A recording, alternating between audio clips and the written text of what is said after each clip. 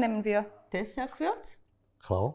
Für die Alpenmakaronen nehmen wir Vollrahm, Käse, Herdöpfel, Teigwaren natürlich und verschiedene Städtegewürze. Ich freue mich drauf. Genau, go und wieder go. Machen wir. Super, Danke. bis gleich, ciao.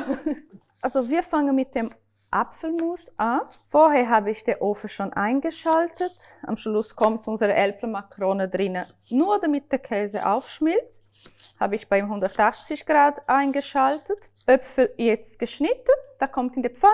Diese Äpfel sind relativ trocken dieses Jahr, also gebe ich ein bisschen Wasser dazu und gebe hier schon anstatt Zucker das Dessertgewürz. Ein bisschen untereinander rühren, dass überall Dessertgewürz ist. Da duftet die jetzt schon. Schön zudecken, ein bisschen warten, lassen wir das. Ich schalte das Wasser schon für die Teigware und Herdöpfel ein. So, Herdöpfel schälen wir. Schneiden wir die Herdöpfel in schöne Würfel. Herdöpfelwasser kocht. Machen wir wieder ein bisschen, anstatt Salz, Herdöpfelgewürz. Nudeln rein. Ich mache hier die Herdöpfel schon zusammen, weil eben meine Nudeln nicht so lang brauchen zum Kochen. In der Zwischenzeit kann man schauen, was mit dem Äpfel los ist. Kocht. Jetzt fängt es an. Dann gehe ich ein bisschen runter mit der Temperatur und lasse das hier vor sich her köcheln.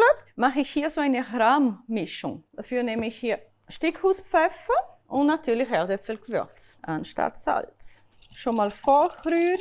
Solange wir noch ein bisschen warten, kann ich hier kurz eine Form einfetten mit Butter. Und die wird nachher weiter schmelzen, wenn die heiße Nudel und heiße Herdöpfel hier drauf kommen. So, großzügig eingebuttert. Äpfel sind jetzt schön weich. Ich kann das dann purieren. Ich lasse noch hier ein bisschen köcheln. Nudeln sind soweit. Stelle alles ab jetzt. Und jetzt werde ich hier einfach so eine Schicht Nudel, eine Schicht unsere Gewürze rein und eine Schicht Käse nach und nach. Also als wäre eine Lasagne. Letzte Schicht dazu. Mache ich zuerst den Käse, damit es nicht anbrennt.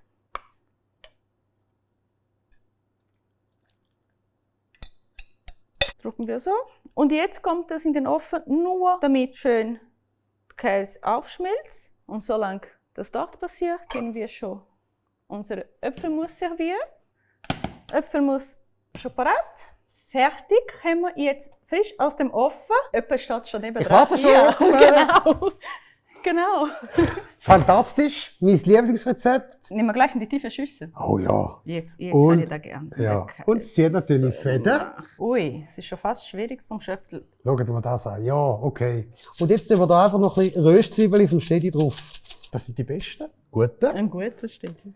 Schau mal. Mit Röstzwiebeln. Mit Röstzwiebeln, da ein bisschen dünkeln. Stell die Äpfelmus. Probieren. So, Achtung. Wow. Mega fein. Und nächstes Mal wieder dabei sein. Genau, bis in einer Woche. Ciao, ciao. Ciao miteinander.